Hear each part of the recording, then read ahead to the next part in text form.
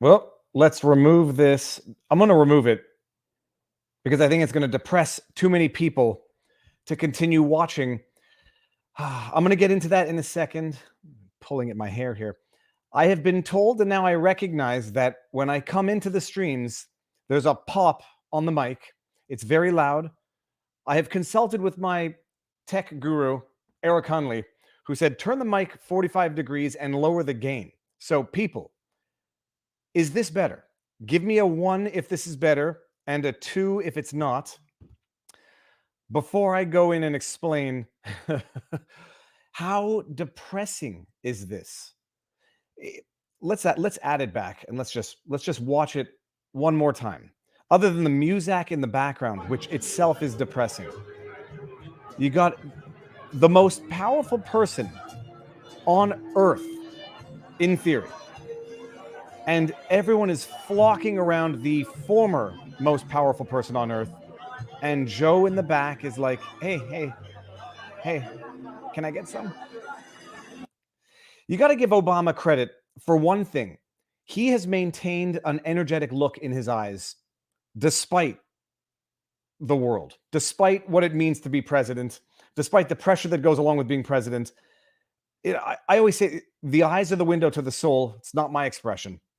But you can tell when people are tired of doing what they're doing, when they have this, I won't say deadish look in their eyes. The eyes do not look like they want to be there. And I always say this, if my eyes ever project that air of fatigue, that air of, that air of lack of excitement to be doing what I'm doing, I want people to tell me. You can work on it. It's a skill. You'll notice good actors, good actresses, they do this thing. Like if you raise your eyebrows, you can look energized, you can look authentic. But then some people can't do it. And some people become unable to do it because they just become so darn cynical, depressed, and fatigued with what they're doing. They just don't want to be doing it anymore. And they just can't even bring themselves to pretend that they want to be doing it anymore. But Obama, to his credit, I think he hems and haws too much when he speaks, certainly when he goes off teleprompter, but he speaks well. But he has maintained that it's either authentic or well-rehearsed look of energy in his eyes, and it engages other people. And then you can watch other people who don't exude that energy from their eyes, and they don't exude that same energy. Audio looked good. Okay, good. I didn't see any twos. We've got this. It's gonna be fun today. And again, it's one of those days. Never, sir. You want to know what happens if I comb my hair? It becomes even worse. There's just some funny parts. And my wife, Marion, I have it on video, admitted yesterday she was wrong. I was right. The hair is still growing. It will grow until I can put it in a ponytail, and then it'll be manageable. I'm close to a samurai bun. I could put the headphones on and be like, the hip, middle-aged, what's the word I'm looking for? Middle-aged crisis dad. I might do that soon. Now, just going to do one thing. We've been streaming for 4 minutes, haven't so much as said a peep of anything remotely potentially controversial. Going to refresh and see if we're still green. We're still green. Okay, good. Maybe the problem has been resolved. Yesterday's stream, for anybody who was concerned, it gets remonetized right afterwards, after manual review. But I think I know what's happening, and I think we're going to try to look into it. Okay. Don't get a job, but get a haircut. No. This has become an iconic branding. It's very funny. Everything's, funny accidents in life. Okay, on the menu for today. First of all, we have a live stream tonight, the sidebar, and it's going to be another good one. Let me just get Richard Hanania on tonight. Haven't created the link yet because I can't set up 2 live streams at the same time. And tomorrow, Brian Peckford, the Honorable Brian Peckford. So back to back, amazing stuff. Someone in yesterday's chat or comment said, I move the mic way too often for no good reason. Correct. It's a nervous habit. It is to keep energy. It's to keep flow and not just to be sitting here with my hands on my lap, talking like this. We've got Project Veritas has a great judgment, and I mean, this would have been a classic perfect car vlog. I could do the quick editing, Philip DeFranco 10-minute thing, breaking it down. I might still do that, but then I'd spend the whole day doing that. Wouldn't be able to get to the fact that Elon Musk has now been appointed to the board of directors of Twitter. And I'm going to explain what that means, at the very least, very superficially, but it's just very interesting, very encouraging, and awesome news. The other story, a study, what's it called? An investigation coming out of Quebec revealing it's no longer incompetence, it's corruption. Revealing what authorities knew in the early stages of the pandemic, what the people making the decisions knew at the beginning of the pandemic, what they failed to respond to, what they failed to disclose. And I'm going to go on and then off on this article when we get there. One other interesting thing, I forget what it was, but good and interesting stuff today. Now, standard disclaimers: no legal advice, no medical advice, no election fortification advice. YouTube super chats. YouTube takes 30%. If you don't like that, we're simultaneously streaming on Rumble. Rumble has Rumble Rants. They take 20%. So you feel better for the creator, feel better supporting a company you might appreciate. And let me just make sure that everything before we go is good. We're good. We are on Rumble as well for everybody who wants to watch there. Let me just close this up. I saw a super chat on that subject, and let's just see what it says here. Grow your hair while it's still legal. Soon we will have to have haircuts like Castro. Well, he did have, he did have facial hair at one point. He did have long flowing hair. It was beautiful. It was a source of distraction. He actually changed his image, his branding, in his second re-election, where he went from clean cut, shaven to growing the hair with that well manicured facial hair, which always makes me a little uncomfortable when hair is too manicured, too like a well kept lawn. I prefer the wild lawns for obvious reasons. But getting back to the opening, by the way, let's just. I'm not going to share the video again. I'm just going to go back to my comment. Because I had a thought, like, we haven't discussed something in a little while. Let me just bring this down, bring this up. If Hunter was able to leverage Joe's influence as VP, I wonder how much it would have been worth as president. Too bad there's too much media scrutiny for Hunter to fully exploit the current situation. At least it gives him some protection, because he may not be able to leverage his influence for financial gain, but he can certainly now leverage his connections to avoid potential prosecution. Until the media decides that that's over too, because at one point, and I think that point might be coming very soon based on the turning of the tide, it may become politically expedient, and it may become economically advantageous to do what the media should have done about the Hunter Biden laptop story in 2020. Back then, it was politically and economically expedient to stifle the story, to write it off as Russia misinformation. Coming soon, it might be very politically expedient to exploit it and investigate it and prosecute it the way it should have been done in 2020. It might become, from a media perspective, a very economical thing to do as well. But my thought, so I was thinking of that. Joe Biden's paintings are not selling for $500,000 anymore. Something about the world knowing about the laundering that makes the alleged laundering, the artistic alleged money laundering that makes it harder to do. Sunlight is the greatest disinfectant. Once people know that Hunter Biden's, I didn't find the piece of work to be all that bad, actually.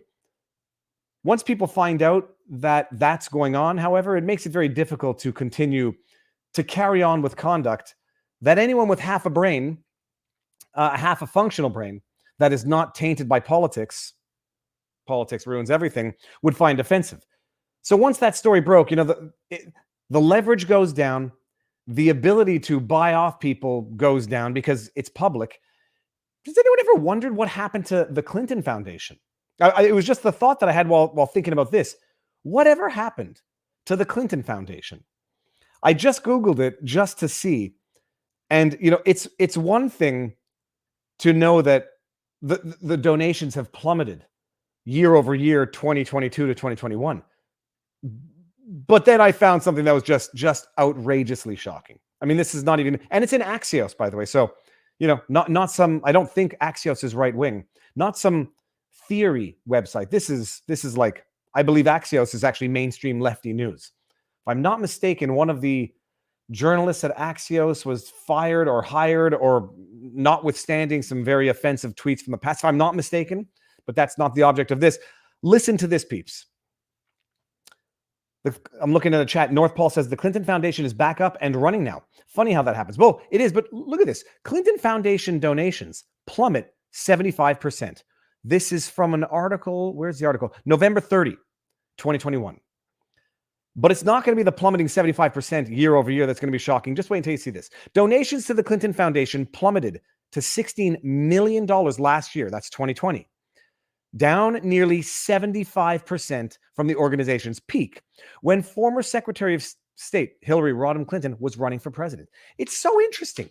I'm going to throw a pen, but I need this to keep notes. It's so fascinating that the donations to this charitable organization, the Clinton Foundation, which is out for world good. We'll double check what their mission statement is. Apparently people are only interested in it when Clinton is running for president. Why might that be? Who knows? Why it matters. The foundation was a financial juggernaut in the years after Bill Clinton served as president. And while his wife led her own political career. In the time since, COVID-19 shuttered the sort of public events that had driven millions to the go. Oh yeah, it was COVID. It was COVID. Nothing to do with Hillary losing the election and it plummeting 75%. It was COVID, which occurred in 2020.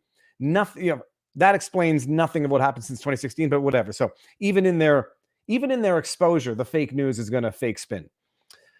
Although Clinton loyalists expect increased donations this year, while contributions have declined since Hillary Clinton's failed run in 2016, the foundation has built up a substantial endowment, which increased during the pandemic's equity boom. Okay, listen to this, forget this. By the numbers, the foundation received $16.3 million in contributions in 2020. 16.3 in 2020. That was down from let's just say 30 million the year before. So it's down half year over year, 3 years after she ran for office, pre-pandemic. Oh no, sorry, 2020 would have been, I guess it would have been pandemic. Doesn't really matter. Some large donors of prior years continued giving in 2020, including the government of Norway, the Walton family, founders of Walmart, longtime Clinton supporters, Chaim and Cheryl Saban, according to disclosures. It also reported 11.6 million in capital gains and substantial investments. Okay, that's good for them. At least somebody's making money while the rest of the world burns. Or I should say the rest of middle America and middle Canada, working group people, working class people. But this is where it's just shocking. That was one of the 15 million it drew down from its endowment, which grew by more than 30 million per year in 2019 and 2020 and 2019. Fine. Where was the shocking statistic? Where was the shocking statistic? Hold on, people. What's my problem here? 2016. When was where was the oh yeah, here we go. Sorry. By the numbers, the foundation received 16.3 million in 2020. The peak was $63 million when she ran for office. I'm looking at some of the chats. How much did they pay themselves? How much did they, who did they contract with? Who do they use to hold these fundraising events? It is down from $63 million the year she was running for president. And I'm sure it's just a coincidence. You would have to be a theorist to, and I'm going to take back that word. We're just going to call them theorists now. Yet you'd have to be a theorist to think that there's something peculiar about it reaching its all-time high the year she was running for president and then plummeting 75% since. You'd have to be a theorist to think that the people donating to someone who might very well be, or to the organization of someone who might very well become the next president, might expect something in return. That old quid pro quo that doesn't exist, it's a gift and I expect nothing in return. Unless, I expect nothing in return if you should ever get elected president. And then if I were to get a favor, if I were to get preferential treatment, it would have nothing to do with the massive amounts I contributed to your foundation. It would just be because I deserve it. A hypothetical Aga Khan Foundation, giving all-inclusive paid trips to Justin Trudeau, who's in government the year that the federal government grants tens of millions of dollars to the Aga Khan Foundation. When Alec Baldwin gives a $5,000 donation and then thinks that he gets to control or condemn social media posts of the recipient of his donation. It is only a child and an irresponsible adult who thinks that there's such thing as a free lunch. There are no free gifts, really, and you know very quickly the people who give gifts, bona fide gifts with no expectation in return. But go look, by the way, because you can look this up, at the review, the rating. I think it's Charity Navigator, in as much as you can trust it, will give you the breakdown as to how much of an organization's funds go to the actual cause, how much go to fundraisers, how much go to administration. And then even within what goes to the funds, how does it get there? Who gets the contracts? Who charges a premium on these contracts? You know, in Quebec, who got the contract for the government-mandated mask? Who got that contract? Who gets the contract for the advertisements for COVID awareness that the government doles out? It's nice that it comes out of a charitable organization, but I'll tell you what, one of my earlier in my career experiences with charitable organizations left me with a very bitter taste in my mouth, because people were living a life that people who are, CEOs, presidents of charitable organizations, you question why they're living at those means, given the stated objectives of the charities which they run.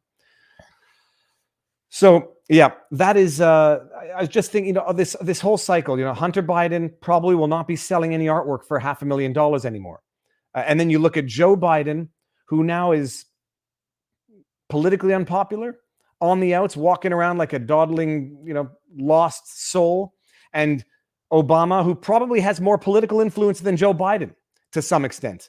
He's the one people want to be shaking hands with. So I mean that's it. And then I'm just thinking, hey, whatever happened to the Clinton Foundation? Set aside whatever they did in Haiti, whatever they did or did not do with the funds that they had raised off that crisis. Setting aside all of that, whatever happened? Well, what happened? It went from 63 million when Hillary was running for office to 16 million now. Yep. And people don't think that there was, what do they call it? Pay to play? Anybody who doesn't think that that is hard evidence of pay to play works at CNN. I would tweet that out to Brian Stetler, but he blocked me on Twitter. Okay, so anyways, that was the intro of that story. I thought it was curious. I thought it was interesting. But let's while we're on the topic of offensive corruption, I've got to bring this study up because people aren't going to hear about it. I luckily I saw a headline in a printed newspaper called the Montreal Gazette, and I was like, if I hadn't seen it, it was called, let me see what it was called. Judge dismisses. No. Where is the article? Judge dismisses. Oh, here we go. There was some commission that I wasn't aware of. The government investigating its own incompetence, or independent third parties investigating government corruption and government incompetence. I've been talking about it from the beginning, or at least from the beginning when I became aware of it, where I was getting calls as an attorney, or I was getting calls from people saying, I need representation. On the one hand, I can't access my loved one who's at a long-term healthcare facility. On the other hand, these facilities are ill-equipped, understaffed, can't deal with this crisis. People are suffering. People are passing away. I talked at length about the study of what did the government conclude? That 1 in 3 deaths that occurred at long-term healthcare facilities were not Rona-induced. They actually were neglect, dehydration. Just imagine that. And that's assuming that number is accurate. And I suspect if I were a betting man, which I sometimes am, that's a gross underestimation. And I don't think that they were making the distinction at the time. 1 in 3. For every 2 elderly people who succumb to COVID in long-term healthcare facilities, 1 in 3 succumb because of neglect, dehydration, malnourishment, lack of care. Let that sink in. At the time, by the way, and you all know this if you've been watching, Justin Trudeau was donating 16 tons of PPE, personal protective equipment, to China in February 2020. And then come March, April, May, when everybody knew what was here and many people knew what was coming, I'm getting calls because friends, family, strangers are calling me crying because their loved one is at a long-term healthcare facility where they don't have face masks. They don't have gloves. They didn't have the PPE that they needed because our benevolent government donated our PPE, leaving us high and dry. And then when the numbers were skyrocketing and they weren't distinguishing between neglect deaths and COVID deaths, and they weren't distinguishing between long-term healthcare facility deaths and the general population at large, they weren't distinguishing between demographics of age, pre-existing comorbidities, they used that number to justify shredding and desecrating our Charter of Rights and our rights as citizens, locked us in our homes, isolated us from friends and family, shut down schools, shut down businesses. They exploited the number that they exacerbated to justify their unconstitutional hammer on Canadian society. Well, then I've sort of gotten ahead of myself in terms of getting to the conclusion, but let's just read this, because this is the latest study now coming out of Quebec. See, it's coming out of Quebec, but if anybody thinks that this is unique to Quebec, you're wrong. And I don't think anybody thinks that, by the way. I don't think there's anybody who could be so naive to think that this is unique to Quebec. This right here, the study now, what was it called? The Hunt? It was called the Heron. The Heron. I think it's called the Heron Inquiry, because that's the long-term care facility where this occurred. This occurred in Ontario. This occurred across Canada. This occurred in Michigan, Pennsylvania, New York. We're not yet certain if what occurred in Canada is quite as egregious as what occurred in Cuomo's New York, Whitmer's Michigan, Wolf's Pennsylvania, where they were sending COVID-positive patients back to long-term healthcare facilities, making it unlawful, compelling those facilities to take back those COVID-positive patients. And then, in Cuomo's case at least, immunizing long-term healthcare facilities from the consequences of this practice. I think they talked about doing that in Ontario as well, under Doug Ford. I think they talked about immunizing long-term healthcare facility executives. So I don't know if what happened in Quebec and Canada is quite as bad as what happened in Michigan, Pennsylvania, New York. I think there's a few other states. But this is not unique to Quebec. This is just now, we had the military investigating Canada, and now we have a similar conclusion coming out of Quebec. And let's just read it. COVID-19 emails reveal Quebec ministers knew about Heron Care Home tragedy. Okay. By the way, incompetence turns into negligence. It turns into potentially criminal wrongdoing with knowledge. Criminal law, you have the actus reus, which is the act that is criminal, and the mens rea, which is the intention to have committed the criminal act. Not the intention to have broken the law, just the intention to have committed the act, which is itself illegal. You may not know that the act is illegal, but if you have the intention to commit it, and you in fact commit it, that you've got actus reus and mens rea, and therefore you've got criminal culpability. At large, 30,000-foot overview. Let's just go to the article. An email tabled at an inquest into pandemic deaths reveals Quebec cabinet ministers knew about the dire situation at the Heron long-term care home at least 10 days earlier that they had previously acknowledged. 47 residents of the Montreal area private care home died during the first wave of the COVID-19 pandemic. Oh, by the way, and let's just see, 47 died. How many from COVID? Because I do think they mentioned it. Leading to several investigations, including one by the coroner's office. The March 29, they locked us down. I believe it was March 20. I believe it was 2 weeks to flatten the curve, started March 20, 2020.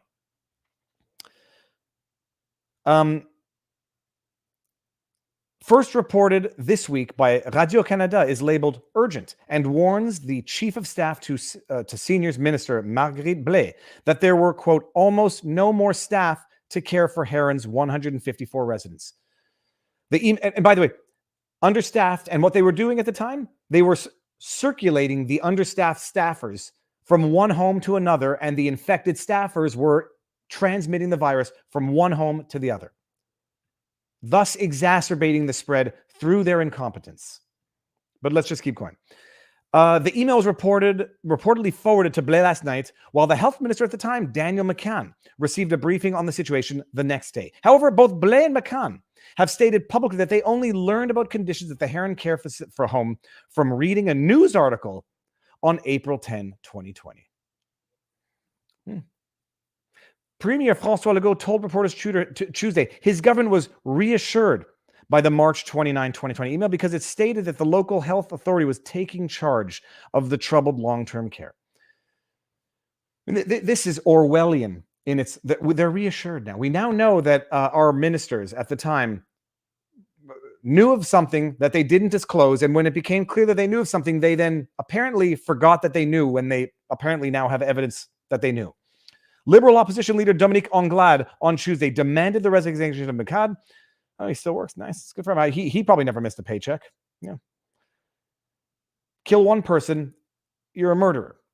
Kill hundreds, thousands. It's a statistic, and you're a politician. Who is now the Minister of Higher Education, and Blais accusing them of lying to the public. I think the article in the Gazette was actually a little more not lofty, but longer, had more details. Just okay. So they knew on March 29. So they knew that there was an outbreak. They were understaffed.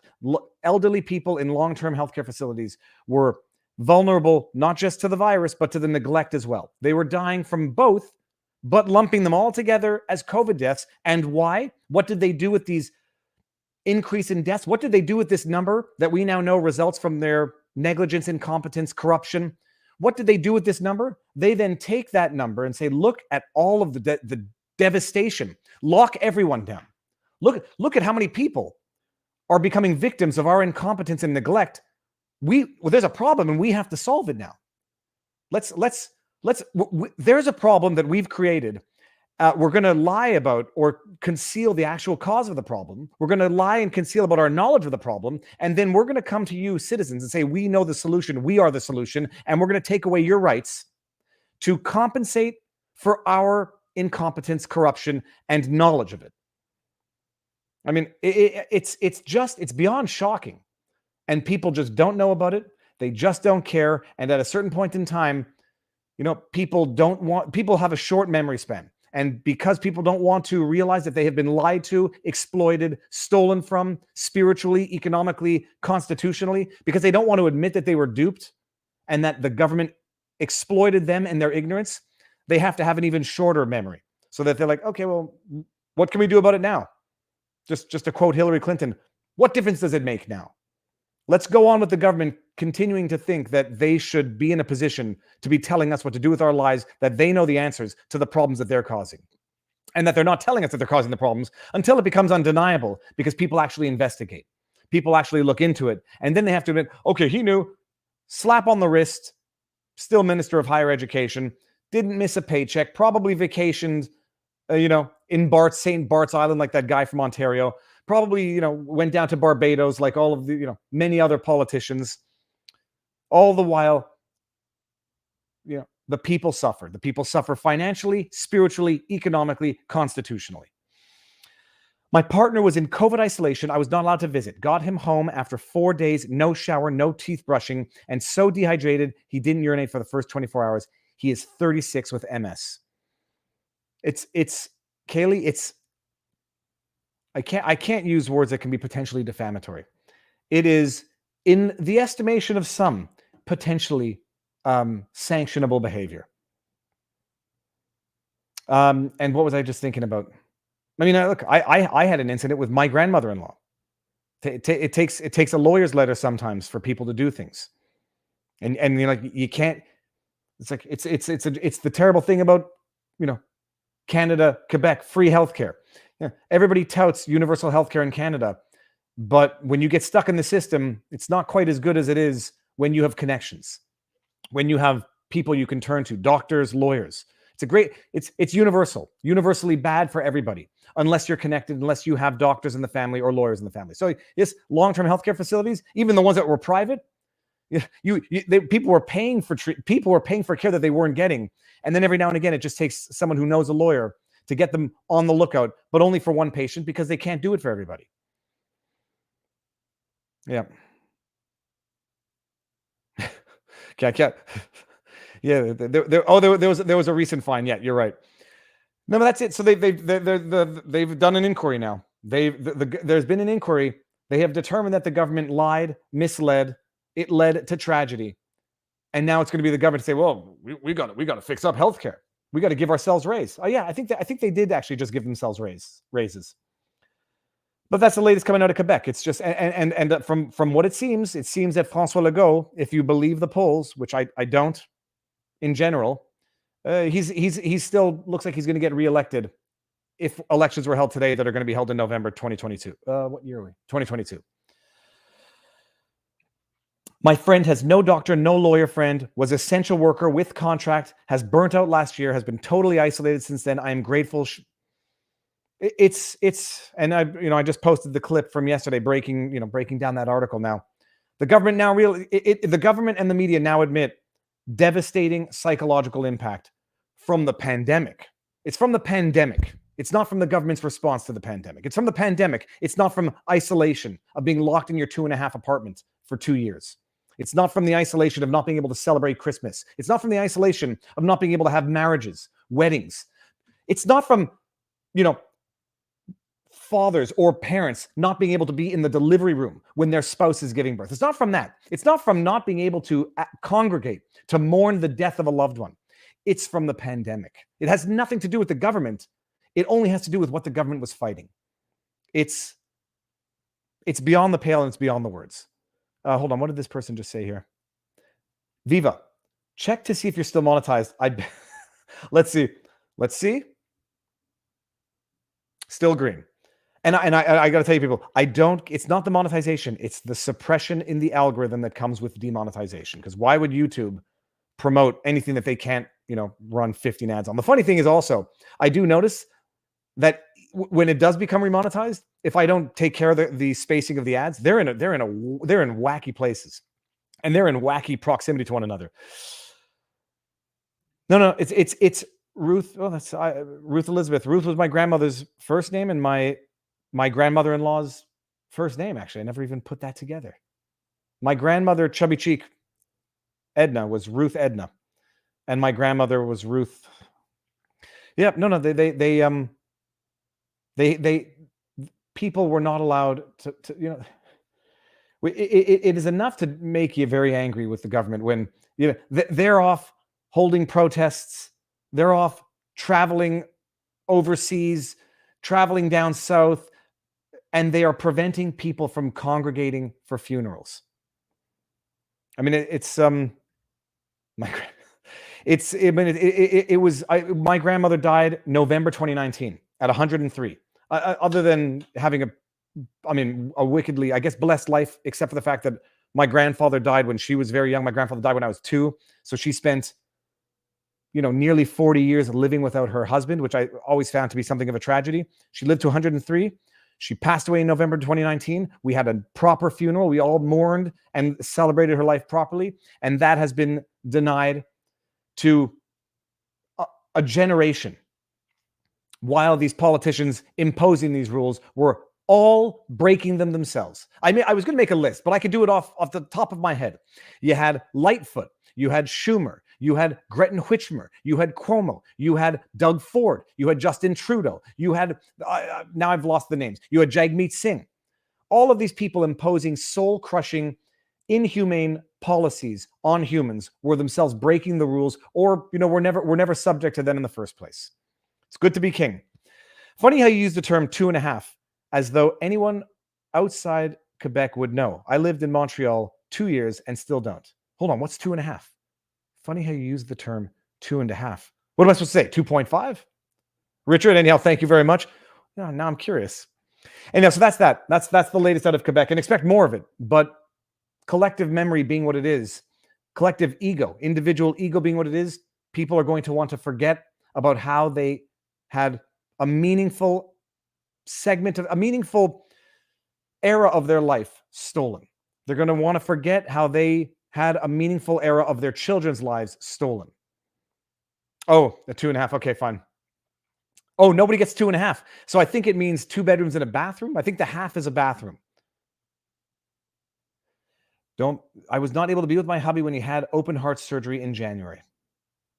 Yep. And I've heard stories, but I've also met people who I know who are not, if they're lying to me, they can lie to me. Questioned about whether or not they were actually going to be given surgery that they needed because of their medical status. And this makes sense to people. And a lot of people are just going to forget about the generational harm that we've caused. But I think until a certain time, I am predicting, and I'm going to put it out on Twitterverse later because I meant to do it this morning. In 2 to 3 generations, in 20 to 40 years, we're going to have a government apologizing for what it did to civilians, to citizens, to the generation within the 2022, whenever this ends period. And we're going to have a government paying out the largest settlement to Canadian citizens in 2 to 3 generations, 20 to 40 years for what they did. It's going to trump the largest settlement that the Canadian government just paid out because of what a previous generation of government did to a previous generation of Canadians, specifically Indigenous children. That's my prediction. May I live long enough to see it. Touch wood. And I now know what the touch wood. I had a daycare teacher who told me what touch wood meant, and it means knock wood is you're supposed to be for religious good luck, touching the true wood of the cross. And the person in front of whom I said this was a religious, I guess she was a religious, but Indian lady.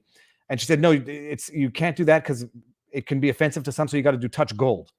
So I can't touch gold. I'm just going to, I guess I'll touch my wedding band, which I think is, if I can get it off my fat fingers. I don't know what metal this is. I think it's platinum. I forget. And yeah, so that's that. That's what's coming out of Quebec. Do we move? I don't even know if there was a more lighthearted thing. Let me just see what we got here.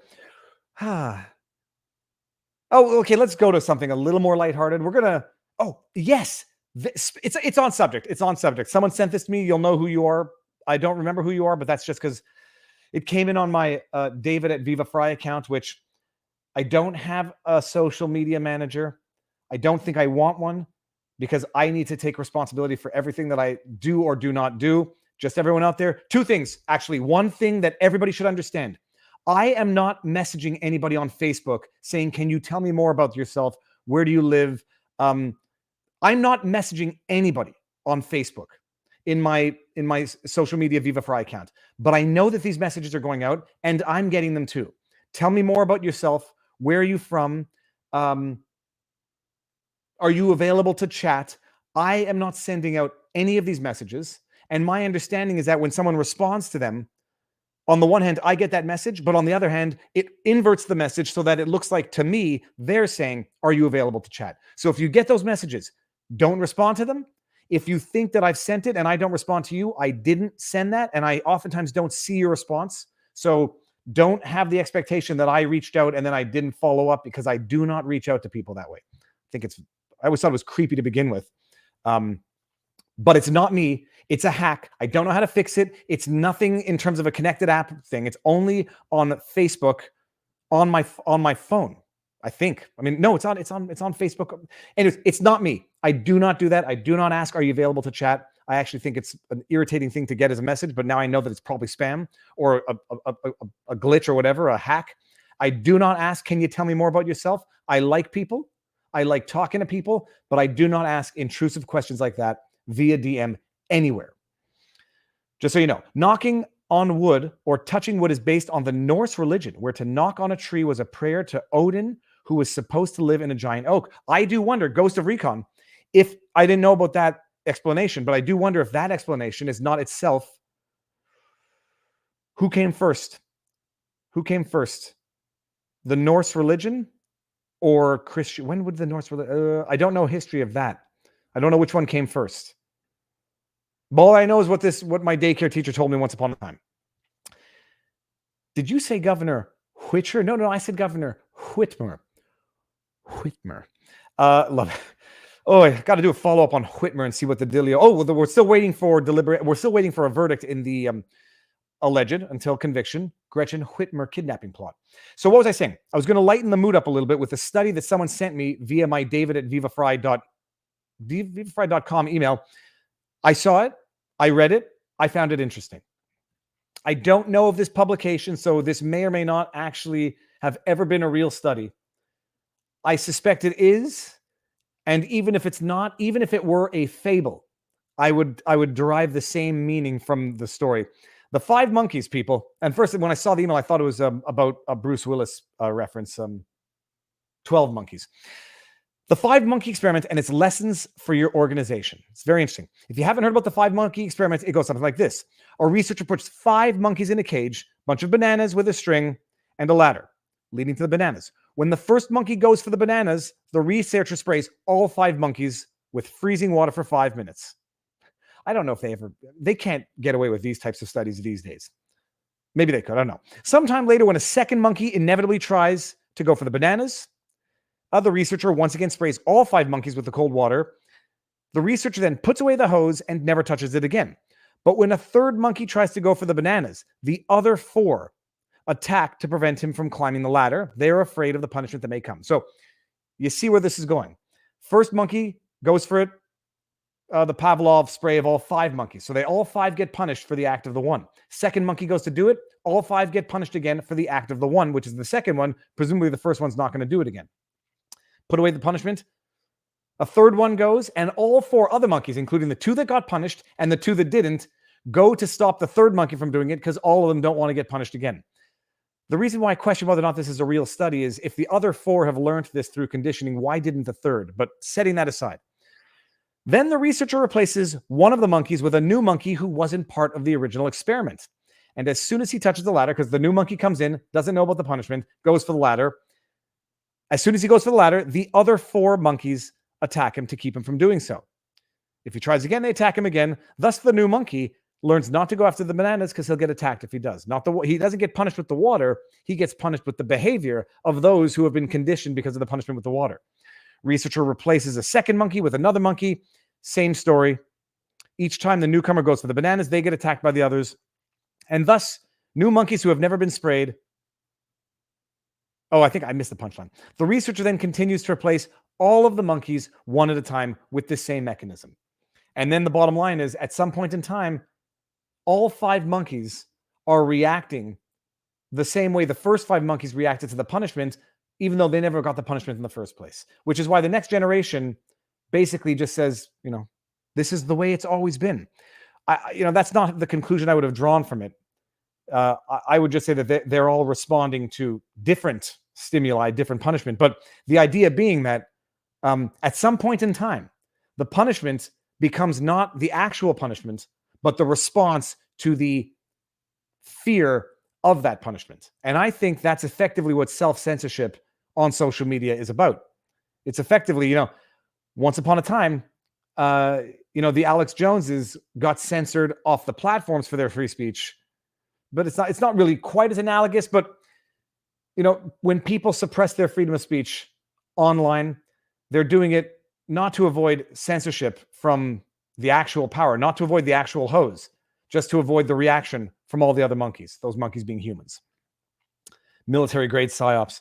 Yeah, that's it. It's interesting because they're being conditioned. It's how you carry over conditioning generationally and change. You get the same result, but in response to a different stimuli. Because they're not fearful of the hose. They're just fearful of the response, and then it becomes a self-fulfilling prophecy. Don't climb the ladder. Don't speak your opinion on social media, or the other monkeys will attack you for different reasons, for fear of different things. But then the fear itself becomes the fear itself. So it's a cool study. Did I cut the link? No, that's not the right link. That's the link to my Viva Barnes Law post from this morning, which was a good one, by the way. I was hesitating whether or not to discuss it today. I won't.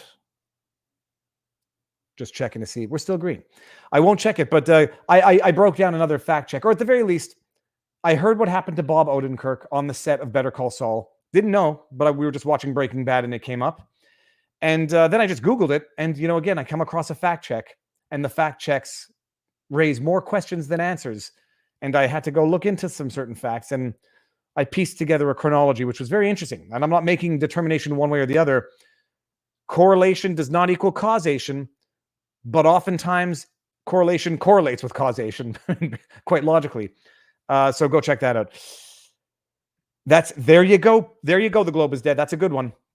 Pat King, Tamara Litch are the first group of monkeys. They have been punished by the government, and now, but not quite, because people are not going to not do what Pat King and Tamara Litch did for fear of other monkeys, other humans going after them. They're just going to do it because of the government. That's just making an example, or making a martyr to some or an example to others. So what was I just about to say? Oh yeah, the Bob. So go check out that Locals. If you were following us on vivabarneslaw.locals.com, you would have already seen that. Viva, I wish you could do a live stream with Will Johnson. Unite America First. Screenshot. We've got a busy roster, but I don't think I've ever said no to a discussion. Oh, Carl Jung called it the Shadow Collective. Very interesting. Anyways, it's great. It would be great even if it were never an actual study. I suspect they could have done it on other less evolved animals and avoided ethical considerations for the test. But yeah. Okay, so that was the lighter side of today's live stream. But now let's just go look. Okay, Elon Musk, talked about it the other day. 9.2% shareholder in Twitter. Oh, there was some funny takes. Some journalist said, Elon Musk takes majority stake in Twitter, but it was stake as in S-T-E-A-K and not S-T-A-K-E. And I am not one to pick on typos of anyone, full stop. But I have a sense of humor. And, people were ripping into this individual. First of all, Elon did not take a majority interest, period.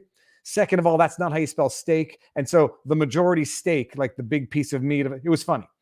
And I said, unless Elon takes his majority stake, well done, with ketchup. I don't know if I put with ketchup in there. Unless he takes his majority stake, well done. If he takes his majority stake, well done, then he should be canceled. But Elon Musk took a 9.2% interest, common shareholding in Twitter, $2.9 billion. Amazing. It's fantastic. I mean, I don't think I would ever want that much money in life because, be careful what you wish for, whatever. But it's a tool, and Elon is using his assets like a tool. He acquires the interest in the common voting shares of Twitter. And, I did a little, just a breakdown, it doesn't empower him to do anything. He doesn't have majority shareholding, so he doesn't control the company. I suspect he didn't want 10% or more shareholding because that, I think, in law would have made him an insider. It would have limited his ability to dispose of the shares or to do certain things. He would have been subject to more regulation being a 10% shareholder in the company. So maybe he didn't want the paperwork. But now he has been appointed to a director, not the sole director of Twitter. And that's a little different. Let me just see what this says here. The analogy is cute, but humans tend to get angry when punished, even when it is deserved. Human spite will forever be the strongest force in the world. Spite and love, I mean, they're two and they're two sides of the same coin, I think, to some extent. So that's it. So now he has been appointed director of the company, and it's fun stuff. Look, go to the boring paperwork, which is not so boring. It's still kind of fun. Was it this? Twitter? Is this it? Oh no, okay, we'll get there in a second. That was not the one I wanted to bring up. Remove, add to stream. No, I'm not. Don't add to stream. Stop sharing. Go to share. Do I make the firing the producer joke? No. Okay. I'm gonna get here we go. No, wrong one. What is going on here? I can't find it. Oh, here, I want to get the this is what I wanted. This is the resolution. Boring paperwork. Anybody who's ever owned a company, managed a company, you keep your minute books, and you have to keep your minute books up to date. When you're a publicly traded company, you have to be, a little bit more meticulous than when it's a private company. But minute books are just so that people can know who the shareholders of the company are, what resolutions have been passed, who the directors are. On the one hand, it's for liability. On the other hand, it's for responsibility. On the other hand, it's for, if you want to sue the directors of a company, you need to be able to find them. If you want to sue the shareholders of a company or the majority shareholders, you need to know who they are. If you want to make sure that a publicly traded company is complying with its terms, with its requirements under the law, you need to know. So just to bring this boring piece of paper up, April 4, 2022, Twitter Inc., yada, yada, yada. Dear Mr. Musk, because and The thing is this: you have to appoint someone, and they have to accept the appointment. Twitter Inc., the company, and Elon Musk hereby agree as follows: appointment of Mr. Musk as a director as soon as practically possible following the execution of this letter of agreement, subject and contingent to the provision by Mr. Musk of any information that the company reasonably requires to complete its customary onboarding procedures, including a customary background check and completion of the company's D&O. Oh my goodness, directors' duties and obligations questionnaire. I forget what that stands for. Directors and officers. Sorry. For member of the board of directors of the company, the company and the board will take action so that Mr. Musk will be appointed as a class 2 director with a term expiring 2024. I don't know what a class 2 is in the context of Twitter. Let's just see if it says here. I don't think it says anything more interesting. Mr. Musk, for so long, agrees that so long as Mr. Musk is serving on the board and for 90 days thereafter, Mr. Musk will not, either alone or as a group, become the beneficial owner of more than 14.9% of the company's common stock, including for these purposes economic exposure through derivative securities, swaps, and hedging transactions. Interesting. Okay. I'm curious as to why. There might be the paperwork reasons. There might be they don't want Elon to partner up with other big shareholders to take a controlling interest of the voting shares. I don't know. If anybody in the chat knows, actually let me know. I'm not a corporate specialist. I just know how to, make sense of the basic stuff. The terms group and beneficial, yada, yada, yada. Okay, so he's on the board of directors. And then the question is going to be for most people, good, now what? Shareholders appoint the directors. What do the directors do?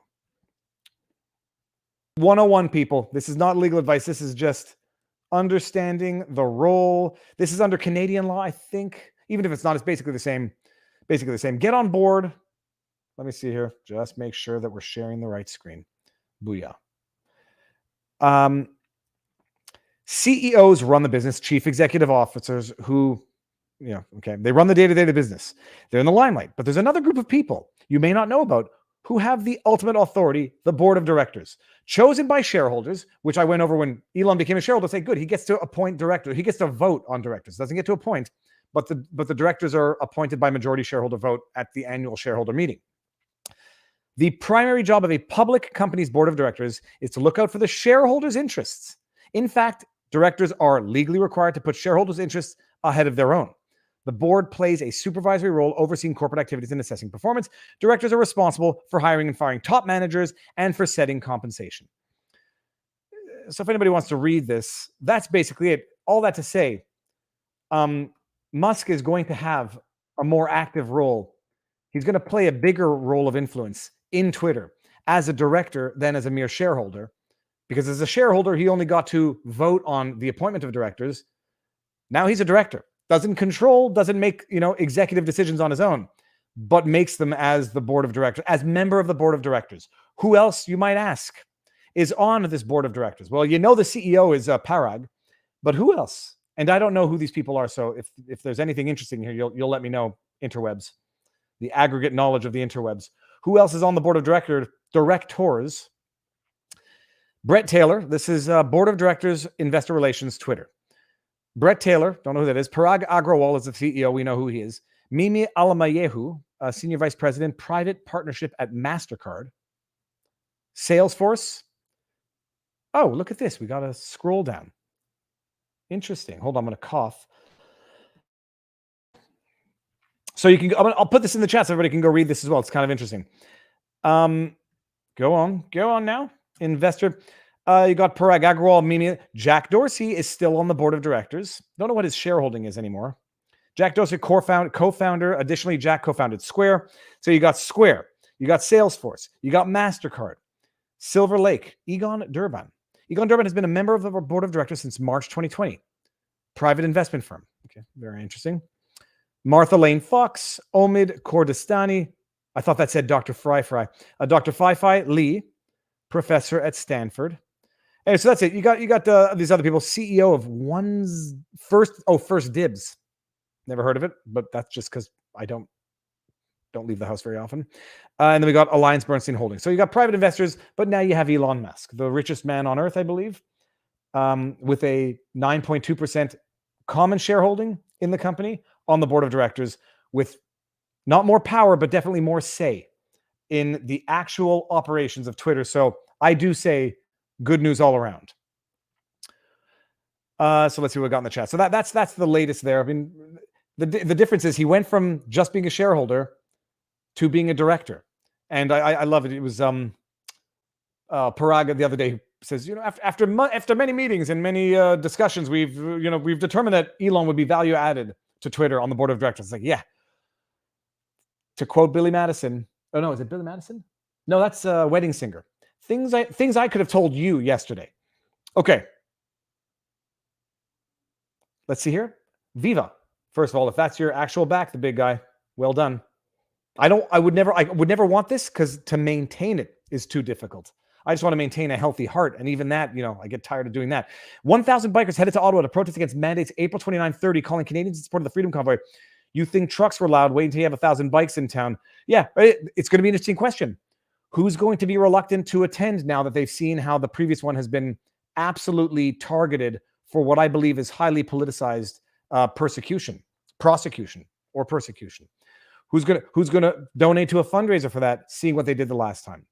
I may go down as a documentarian. I've gotten the invite and I've gotten the information from other sources as well.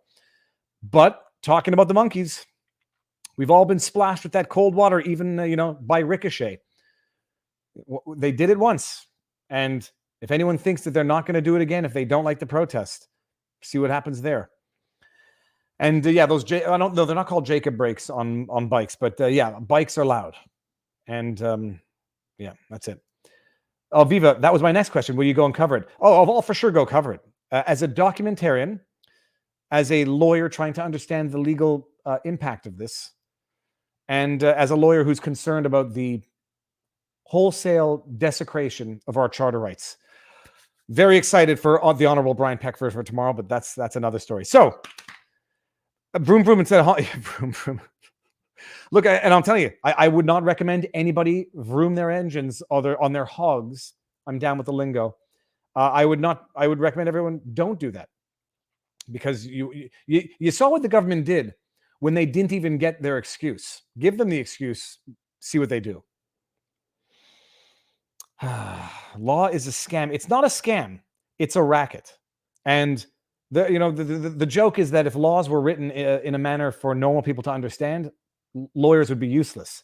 So lawyers and politicians, or lawyers and regulators, have a vested interest in making sure the law is as incomprehensible as possible to the lowly citizenry, so that lawyers can maintain their fabricated monopoly of the practice, because there are ways to draft laws in a manner that everyone can understand and everyone can apply.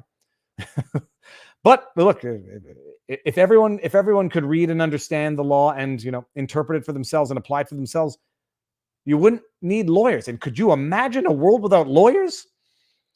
Cue the Simpsons reference with Lionel Hutz picturing everybody singing around Kumbaya with a rainbow in the background. So are they setting up Elon? If he must look after his interests of Twitter ahead of his own personal interests, is he more liable to a lawsuit if it goes to the other board members? So that's the interesting question. I don't no, because the director's interests have to respect and have to prioritize shareholder interests over their own. So him being a shareholder, I mean, no, I don't see how there could be a conflict there in that they're going to accuse him as a director of having made a decision, or voted on a decision that favored his interests as a shareholder. It goes the other way around, where the directors make decisions that don't benefit the shareholders, but benefit them. Shareholder remuneration is the number one. You imagine with director remuneration, executive remuneration, expenses of the company, contracts of the company. When the directors give themselves exorbitant salaries, vote on employment contracts involving friends and family, and pay them exorbitant salaries, that's good for them, but it's bad for the shareholders. That's when it becomes a problem. I don't think that Elon, by virtue of him being a shareholder, would put him in a conflict as a director, because as a director, his loyalty, his fiduciary obligations are owed to the shareholders in the first place, which include him. So as a director, he'll act in the best interests of all shareholders, which include him. it becomes the problem when the directors are not shareholders, or they don't give a sweet bugger all, because if there's no dividend declared to shareholders, who cares? They've taken that money out by way of exorbitant salaries, fancy expenses, personal cars and the like. That's when it becomes the conflict of interest.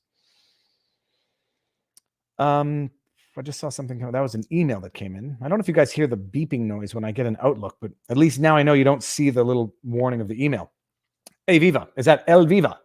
Musk can form voting blocks to affect real change. A phone call to BlackRock and Vanguard asking, you guys want to make money? Change coming. Did the stock go back down? I can't do it. Let me just go see what the Twitter stock is at. Twitter stock price. Okay, well, it's at $50.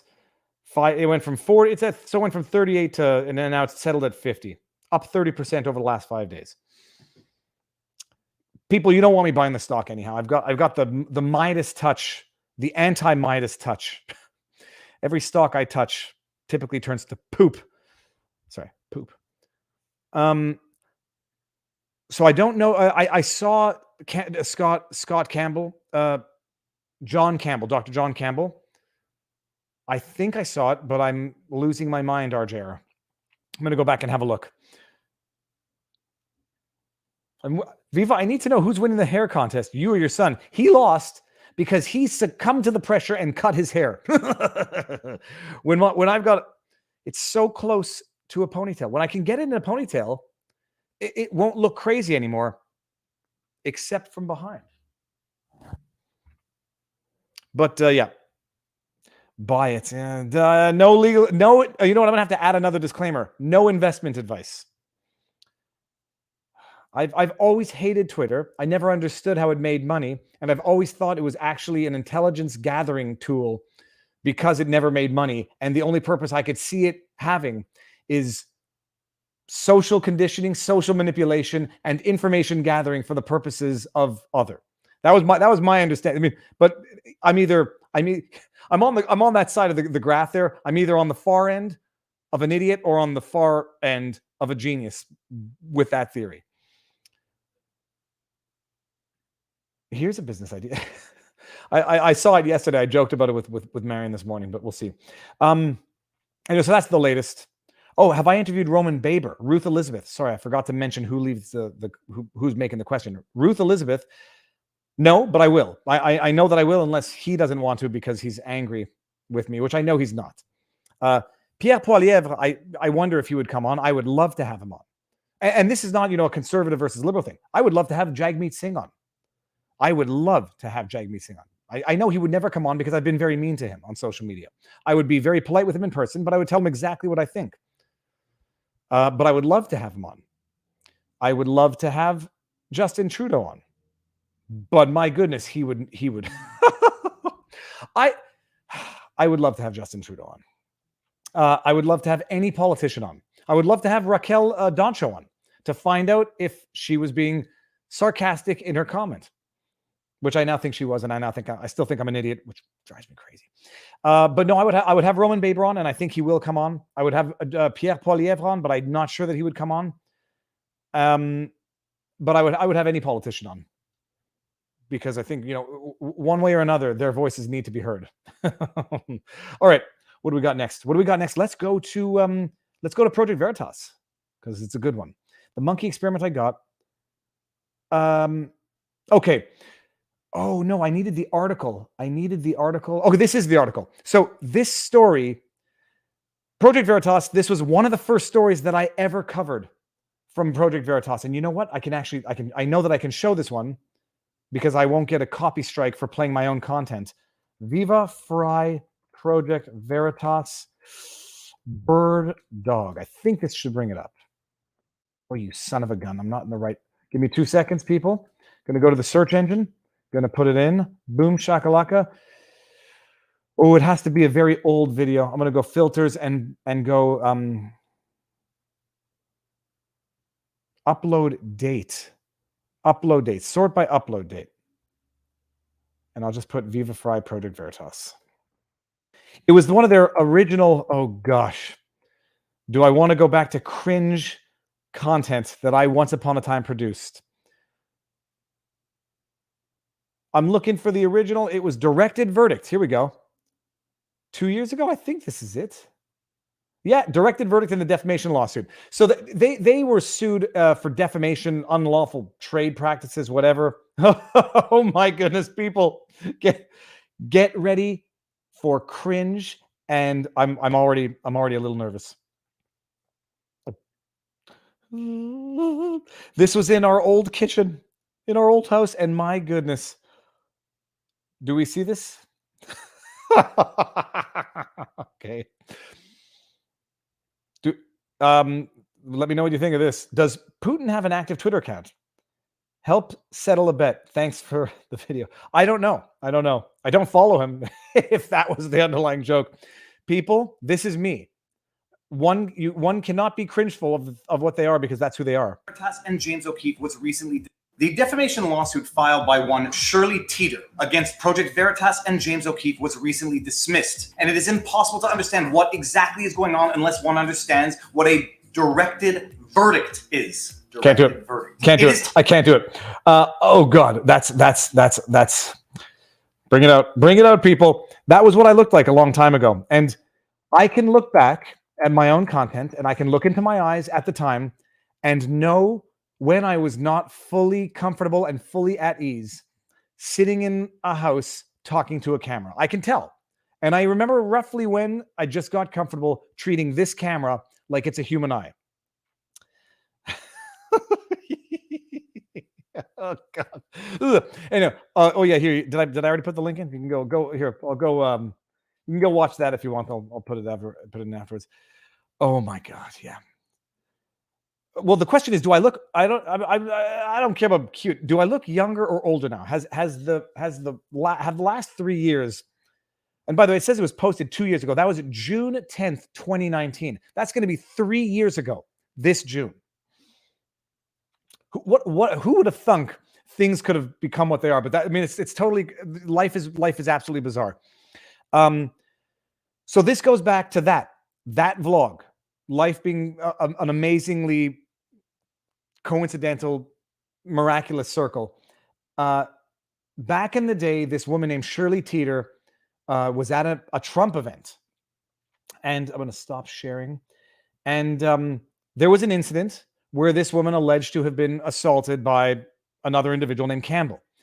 And Project Veritas did an expose where they determined, obtained evidence that Shirley Teeter, or Tater, or Tete if it's in French, that she was what's called a bird dogger. I had no idea what the word meant. And that is apparently someone who goes to political rallies, is funded, financed, or motivated by activist groups. They go to political events to raise a poo-poo, to make a stink, so that it can then be weaponized by the media to go, to demonize the event, the politician, or whatever. Kind of like the wrap-up smear, but in person. So I'm just going to pull up an article which describes what it was, because we'll get the backdrop. Not the 5 monkey experiment. Judge dismisses. Well, this will explain the story. ABC 13 News. Judge dismisses libel suit by Asheville woman following 2016 Trump rally. This is from May 22, 2019, before I covered it in a vlog. A federal judge has tossed a lawsuit by an Asheville woman who reported an assault outside a 2016 Donald Trump campaign rally. Shirley Teeter filed a lawsuit against conservative group Project Veritas, James O'Keefe, and affiliate Project Veritas Action for defamation, claiming her portrayal in a Project Veritas video ruined her name. Remember what the ultimate defense to defamation is, at least in the States and in Canada, but not in Quebec. Truth is the ultimate defense. Teeter claimed the group portrayed her as a political activist sent to a 2016 Trump rally to cause chaos. Then we get into the incident. Shirley Teeter, who lived in a senior housing apartment a block from the Cellular Center, was among a group of protesters outside the rally. Teeter told to police that she was assaulted following the rally. A South Carolina man was arrested for the assault, but charges were later dropped. Soon after the incident, an online video was released by O'Keefe. Gosh darn. If anybody is doing the Lord's work of journalism, it's James O'Keefe and Project Veritas. Soon after the incident, an online video was released by O'Keefe and Project Veritas claiming to show Democratic operatives planning to incite disorder and violence at Trump rallies. We reported accurately what Scott Fovel, the politically affiliated operative, told us, says O'Keefe. Fovel was the director at the time for a liberal political group called Americans Unite for Change. In the video, Fovel says she was one of our activists, what had been trained up to bird dog. What had been trained up to bird dog. What's unclear is who Fovel referring to in the video. Teeter denied being a political operative. Teeter sued Project Veritas, James O'Keefe in the national court. They say they've defamed her, yada, yada, yada. O'Keefe countered, saying the lawsuit was really an attempt to shut down his conservative voice. I believe this is an attack on the First Amendment and press in general by people who politically disagree with us. And then he won a what was called a directed verdict.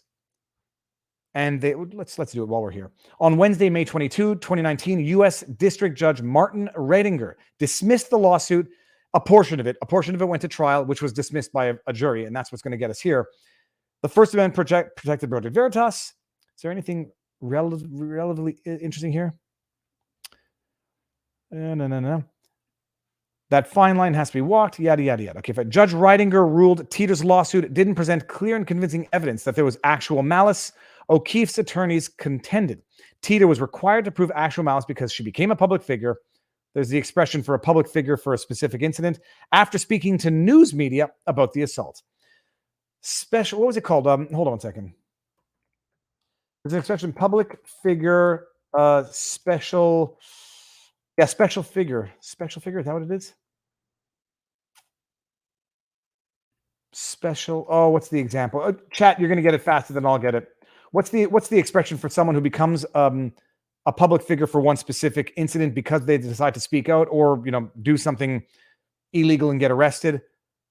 Chat, let me do it before I go. I don't want to. Let me see here. While we're there, no, not special prominence. It's not special prominence. Limited purpose public figure. Sorry, I think that's it. So I think it's a limited purpose public figure. Someone who comes out, for example, to speak against an incident. Someone who gets arrested for DUI in a massive accident becomes a limited purpose public figure. I am throwing $20 to get the afro shaped up. It's getting a little wild. I'm going to use that $20, at the very least the 70% that comes to the channel, to buy massage oils for my scalp that will help it grow faster. But thank you very much. Limited purpose public figure. So Shirley Teeter became a limited purpose public figure. They said a portion of your claim is dismissed outright by the judge. Doesn't even go to trial. The other portion of her claim went to trial. The verdict unanimously dismissed her lawsuit. Sorry, I almost knocked over the camera. Her lawsuit was dismissed and she was ordered to pay costs. And what ended up happening? Project Veritas files I think it's called a bill of costs in the United States. They filed a bill of costs. It's like $22,000. And Shirley Teeter says, I can't pay it.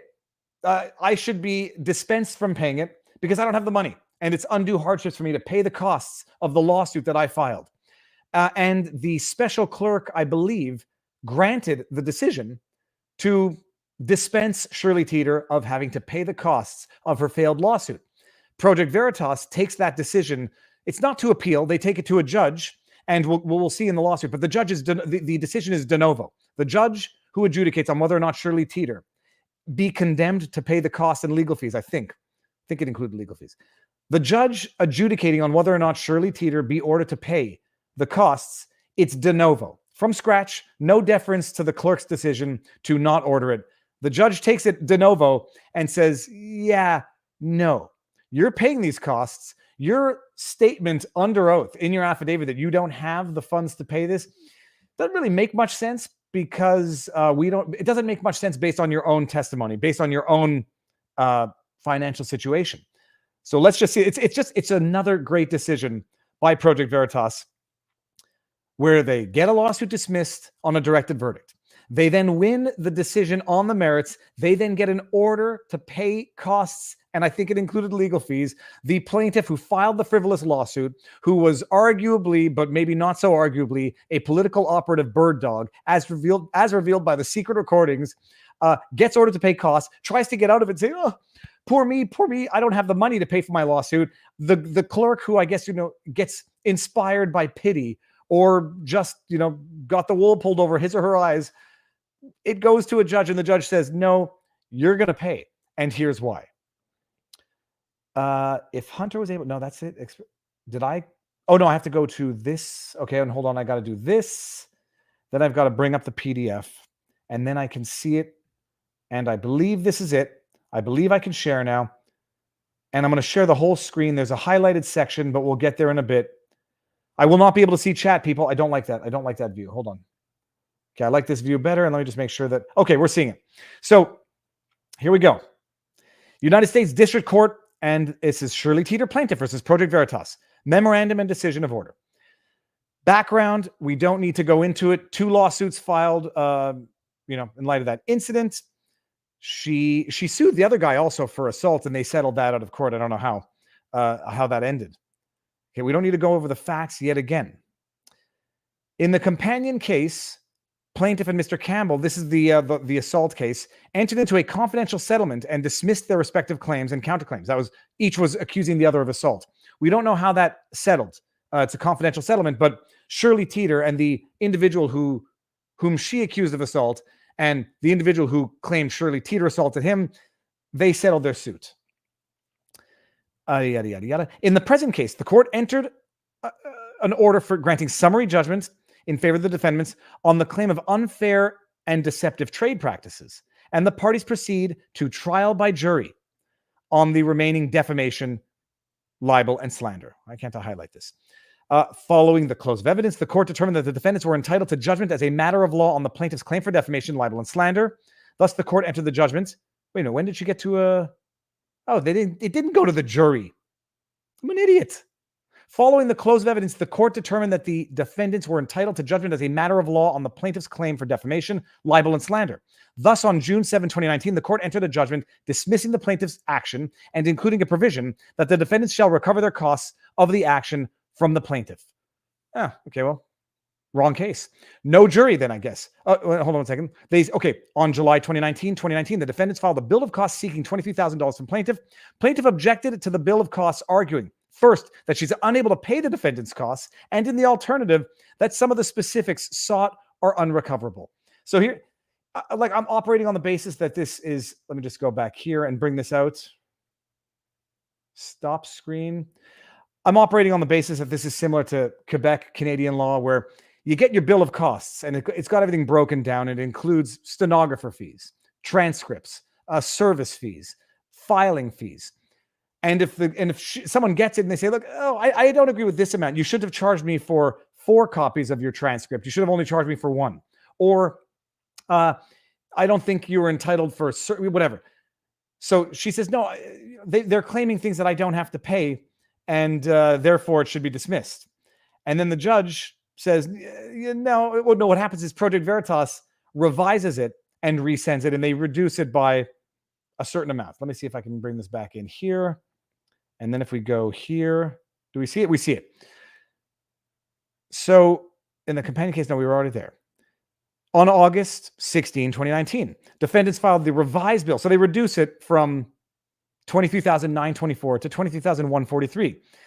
Plaintiff objected to the revised bill on the same grounds. Okay.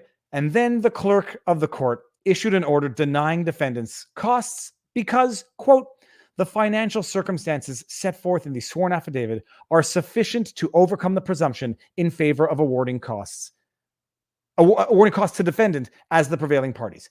Now, bear in mind, it was the judge. I don't know if there's a procedural mechanism that allows for recovery of costs, but the judge specified.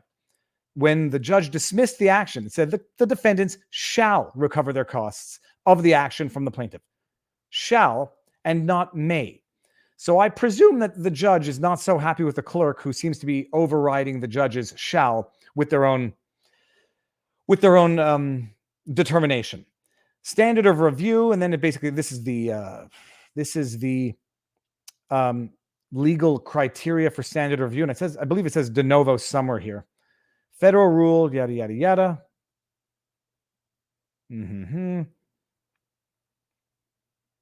It says it was de novo. Where did it say de novo? Novo. I can't even find it here. Novo. There we go. Cost de novo. Court's reviews of the clerks is denying costs. It's de novo. There's no deference. There's no nothing. It's from scratch, and the judge decides it. Let's just get to some of the highlighted sections because it's quite funny. Here, by the way, this is what she says in her affidavit.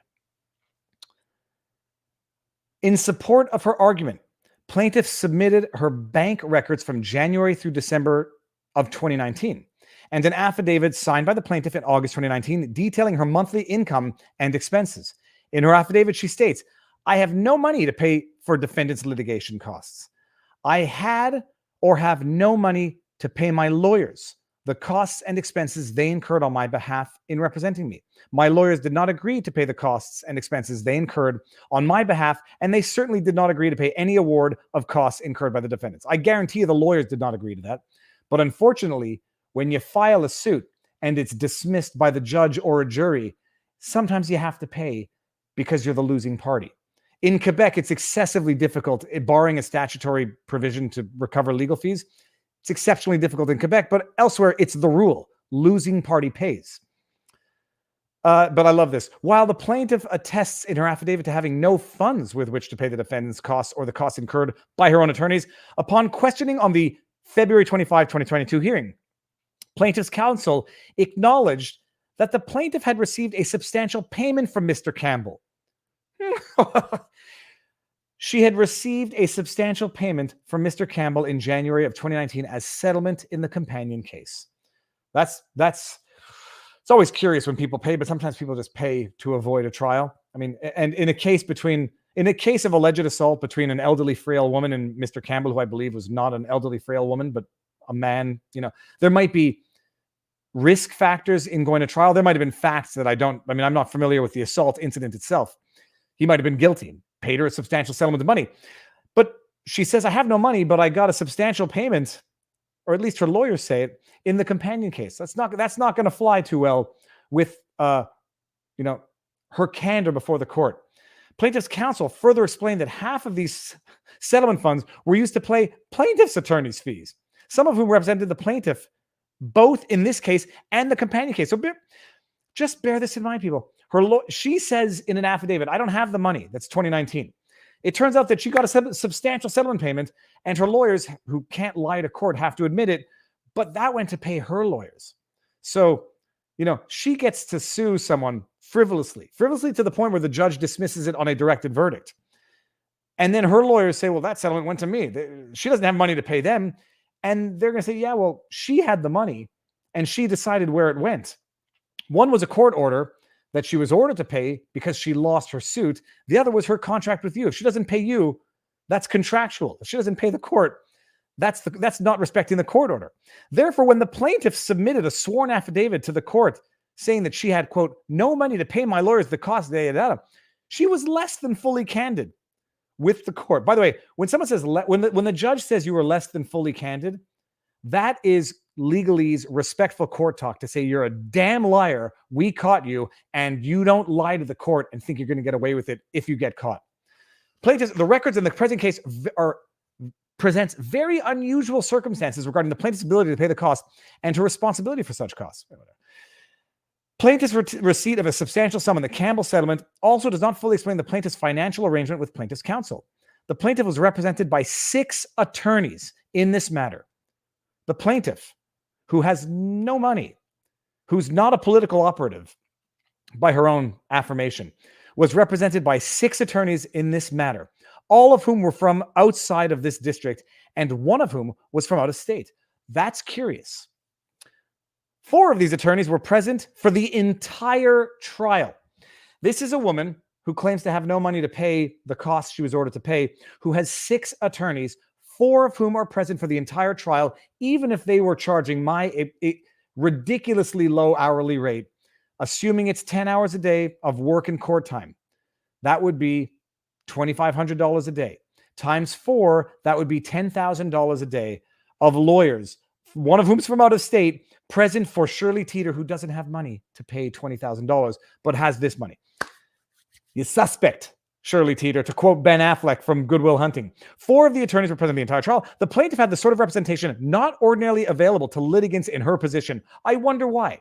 Could it be because these lawyers, I'd love to know, I don't know who they are I'd be curious to know if they have any affiliations to any political organizations, any not-for-profit activist groups.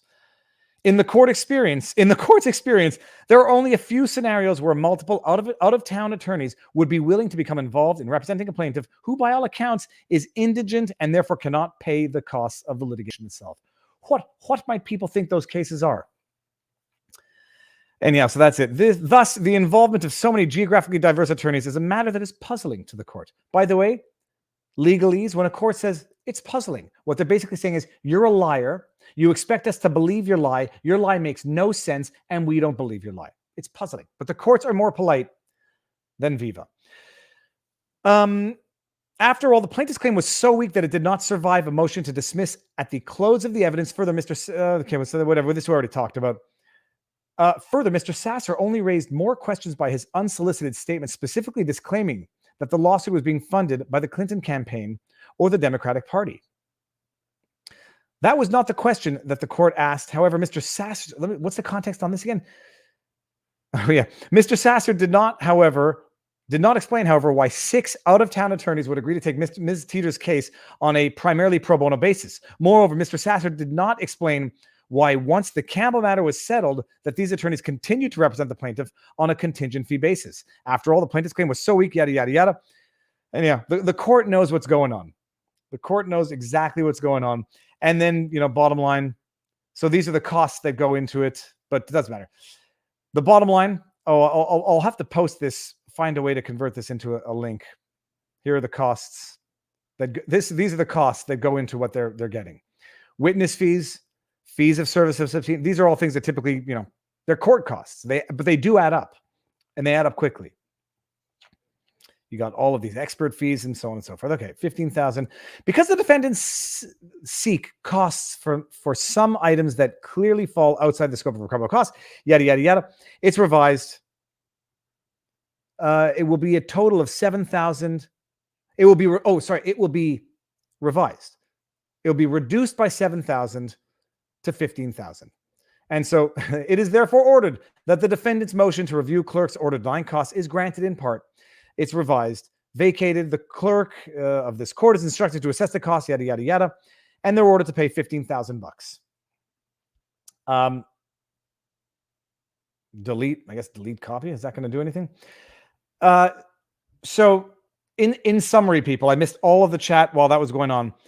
In summary, people, Shirley Teeter had such a frivolous case, it was dismissed. She entered into a settlement that was an undisclosed confidential amount with the individual she accused of assault. She attested to court that she didn't have the money to pay her attorneys when her attorneys were compelled to disclose to the court a substantial settlement that was paid to her by the other individual while she was simultaneously claiming financial hardships so that she did not have to pay the costs incurred by Project Veritas AL, who she frivolously sued for a baseless accusation.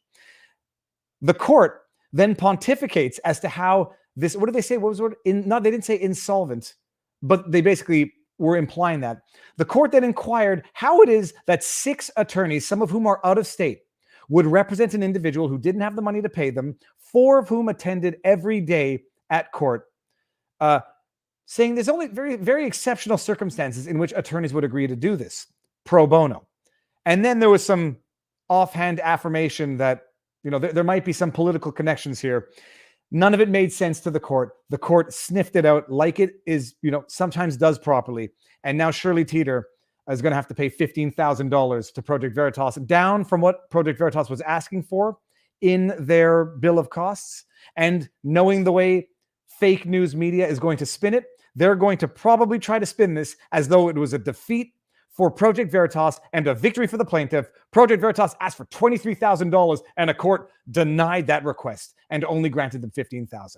But when you read that, oh, my goodness, very interesting stuff and very fun stuff. So another W for Project Veritas.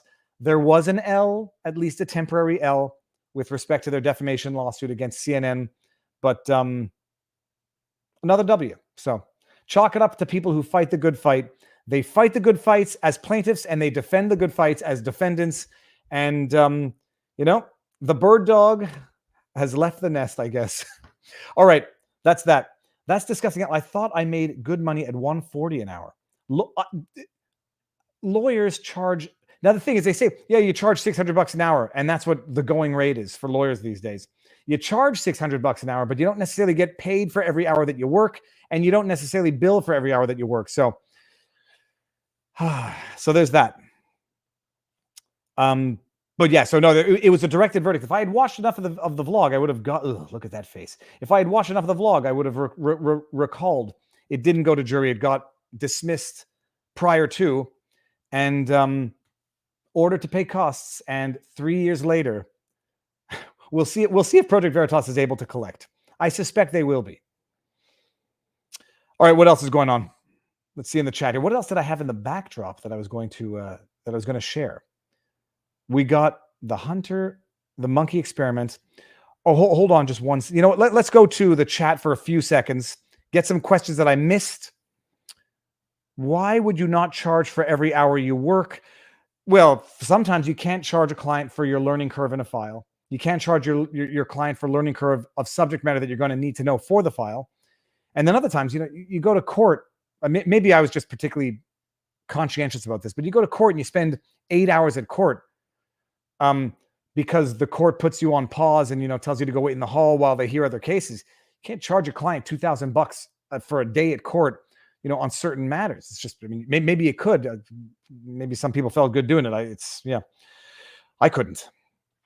Okay, let's see what we got here. Like rest. No, okay, no, hold on. That's not what I wanted to bring up. You will not be able to protest in Ontario if Bill 100. Keeping Businesses Open Act.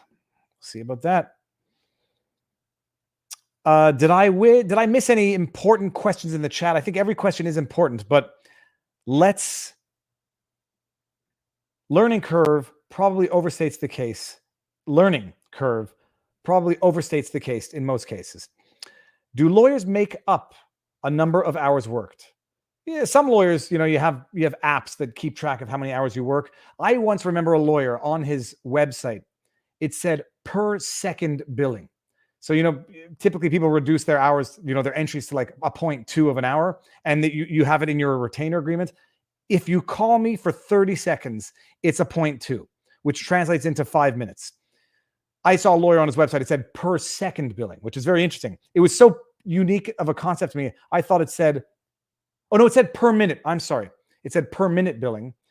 Which was so foreign of a concept because I don't know how you do that. I thought it said per minute billing, and I thought it had to do something with something else. Pudge and Winston, I saw it in the chat, are good. They are good. I have not shown Winston. He's in here somewhere. I don't know. I see his raggedy butt sticking out from behind the couch. You should have gone to law school, even if you never end up practicing. It is a good experience and a good knowledge stack to have. 100 BS, lawyer charged by the minute. That's what an egg timer for. WTF. Some lawyers have like a very big increment for the minimal billing, subdivision. It's a pain in the neck. You got to add a 0.2 into your billing sheet, and then you got to say what you did for that 0.2. Okay, so that's that. I mean, that's the news. So a W for Project Veritas. I guess a W for Twitter, a W for free speech. We'll see where it goes. So Defiant L's are having some hilarious tweets about people freaking out over Elon Musk now being on the board of a private company or a shareholder in a private company. Once upon a time, private companies can do what they want, but if they start doing what I don't want them to do and they start having people who I don't like on their board of directors, regulate them. And I'll say one thing, Elon Musk, majority shareholder, controlling shareholder or not, I think certain changes should be made, if nothing else than a court declaration or a regulation stipulating that social media companies, once they've achieved a certain size, a certain monopoly, should be treated as common carriers and should be subject to the same provisions. Nobody can shut down my who has a landline. Nobody can shut down a telephone line because they don't like what you say. They can snoop on it and they can arrest you if you say illegal things or try to organize illegal activities. But they can't cut you for doing it, and nor should they be able to do that for Twitter. Break the law, yes. Don't break the law. They should not be able to do it. Let me just see one thing here. Okay, so we still looks good. I dare say we might still be in the green even after mentioning Project Veritas. They're still in the green, people. I think we've resolved the problem. Viva, did you take the LSAT? No, I took the LSAT. I think it is required unless they've changed in the last 25 years. Jesus. I did the LSAT in 96. That was when I got hit by a car on my bicycle. I was on my way to Kaplan's LSAT class. A taxi driver took a wide turn. It was right in front of Ogilvy's. If anybody knows where this is in Montreal, on Sherbrooke and Crescent, or the street before de la Montagne. I went over the hood of the taxi. I was luckily uninjured, but an old lady who was standing there and witnessed the whole thing, she got so shocked, she tripped, fell back, and hit her head on the corner of the sidewalk on the Ogilvy's. And I remember it. I won't go into too much detail because this might make us go yellow. She was conscious, just a cut, but cuts in your head tend to do something a lot. And then this is how you realize that eyewitness testimony is probably the worst testimony on earth. Everybody who gathered around after I had been struck by a vehicle went over the hood. Everyone on the ground said, I knocked over the old lady. And, but for the cab driver who was, pooping out his breakfast, that would have been people's common perception. That would have been their witness testimony of what happened. I hit the old lady on my bike. So that's it. That was so I did the LSATs. I didn't do particularly well. And I suspect that might be why I didn't get into McGill. I didn't do terribly. I just didn't do well enough to impress to get back into McGill, because they're a little harder on readmitting into law school people who went to their undergrad school. But going and studying in French in Quebec City at Université Laval was the best decision I made.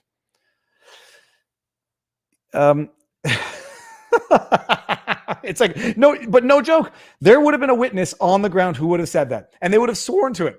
Viva was biking on the sidewalk, which I wasn't, struck an old lady, and she fell over. And I think she was fine. She needed stitches, but she had very white hair, and that's why I remember the incident vividly. Mr. Wonderful. Love that avatar. Viva, the solicitor in my tax case closed with, quote, "You can't handle the truth," end quote. Can you recommend a good ramen noodle place? You're in Australia, so I don't, the best, wait, hold on. You can't handle the truth. Is this a joke that I'm taking too literally again?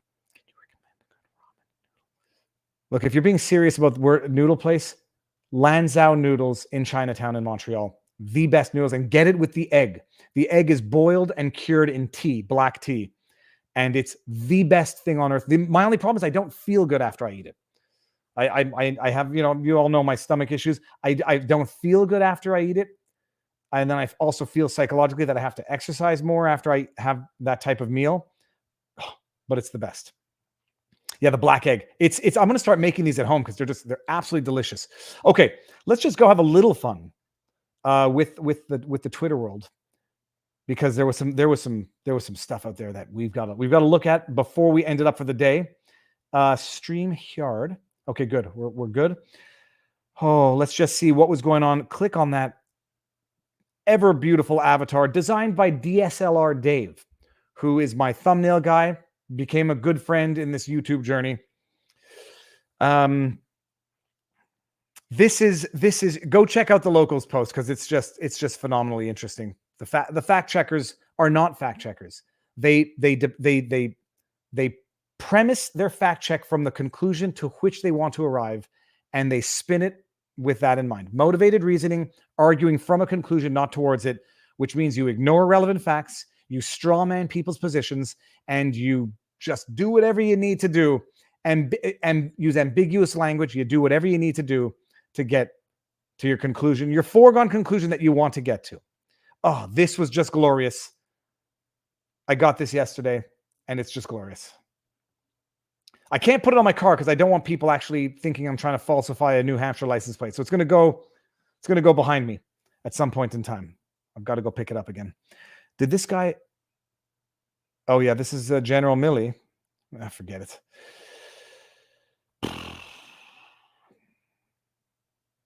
Yeah. Anyway, that's it. The Twitter world is where this is one of the defiant L's. Elon Musk has taken a $9.2 Oh, is this one? This is not one of the defiant L's. This was the majority stake. This was funny. Takes majority stake. He takes the big piece of the pie. It's wrong in fact, and it's wrong in grammar, but the grammar I am in no position to pick on. Oh, and Stephen Sharp. Let's end it with this. Let's end it with this. And just to highlight, not the rift, I was going to say the grift, just to highlight the rift between the blue check mark politicians and working class people.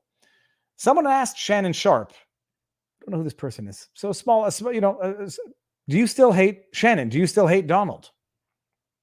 To which Shannon Sharp, he's the sports announcer, former football player. I'd rather pay $20 a gallon than have Trump in office. Hope that answers your question. I read that with snark and sass, not with a legitimate bona fide. I hope that answers your question, because I think it does clearly, but the sarcasm is enough to make you a little bit more frustrated with the response. The arrogance, the pomposity, talk about privilege, the privilege of being so wealthy that, hey, I would rather do something that has virtually no impact on my finances out of political spite. And I'm now wishing that on everyone else. And I now expect other people to suffer. I expect other people to suffer in as much as I have that political desire. To which I just, celebrity net worth, I think, generally underestimates, because I don't believe that Shannon Sharp is only worth $14 million. I don't believe that George Takei is only worth $14 million. George Takei has got to be getting royalties, endless royalties. Shannon Sharp, unless they've lost their money or squandered it away, but whatever. I'll just operate on the basis that they're only worth $14 million. George Takei took the same position. Americans, we can endure higher prices for food and gas if it means putting the screws to Putin. Yeah, except it hasn't. And it doesn't look like it's really had that much of an impact on Russian citizens. See, they're the only people suffering these idiotic policies are the citizens of the politicians of the country implementing them, imposing them, whatever. Consider it a patriotic donation in the fight for freedom over tyranny. That was George Takei's take. They should call him George Bad Takei. Bad take, Takei. Okay. And I just wrote, we can endure higher prices for food and gas, but some can endure them more easily than others. And then you got Stephen Colbert saying, I don't mind paying $15 for gas. I drive a Tesla. These privileged, rich, detached individuals telling everybody else that you should suffer in a way that is crippling for your business and for your life, where you have to make decisions as to where you drive your kids because of the cost of gas. These guys saying, I'm sitting in a lap of luxury with my armed security, taking a position against Second Amendment rights, in my gated community, taking a position against borders and enforcement of border rights, sitting on my piles and piles of money, saying, I won't even notice it. I don't even do my own shopping, telling everyday Americans they should just shut up and suck it up. It's a compelled patriotic donation. You know what that's called? Compelled donations? It's called theft. So I just wrote, would you look at that? Another filthy rich celebrity who lives in a financial and ideological bubble is prepared to make working class Americans suffer for his own political hatred. Shannon Sharp, do you often hang out with George Takei and Stephen at home? I have no doubt when they go to the French Laundry with what's his face? Gavin Newsom. They should read some of the classics to find out why it is that California is banning To Kill a Mockingbird and 1984. Can you imagine in any realm of the world banning 1984? How do I get out of here? Can you imagine in any realm of a sane universe banning 1984? We no longer live in a sane universe. It's embarrassing for Shannon Sharp, especially that uninformed, especially with Biden epic failures. No, but they don't care. I have no doubt they would. You know what it means? Paying $20 for gas to have the person you want in office. That means they donate. It means that's their campaign donation. Here, we will pay for your screwing everything up. A patriotic donation to fight tyranny in Russia. While we have tyranny here in Canada and the US. I don't care about the thumbs up, but if you're so inclined, I do enjoy seeing the number go up quickly. Let's see. If you don't mind, if you're so inclined. Beyond that, by the way, thumbs up. But more important than that, go subscribe to Viva Clips if you're not already there. And there was another thing I was about to say. Subscribe to Viva Clips just so I can get that channel is now where all of the shorter clips are going. Yeah. But thumbs up and comment if you're so inclined. Let's just see. We were at 1,700 a few seconds ago. We're at 1,900. Okay. Doesn't really matter though anyhow, but thank you all. Let's just see if we can get any more questions before school. Okay, so this is an interesting one. School banned mouse. That's an Israeli flag, or Magen David for anybody who doesn't know. Mouse is a story, depiction of animals, of an animal depiction of humans living through the Second World War. So I bought for my household, we need to educate our kids, even if they go to public school. We were brought up with a copy of Mouse in the house.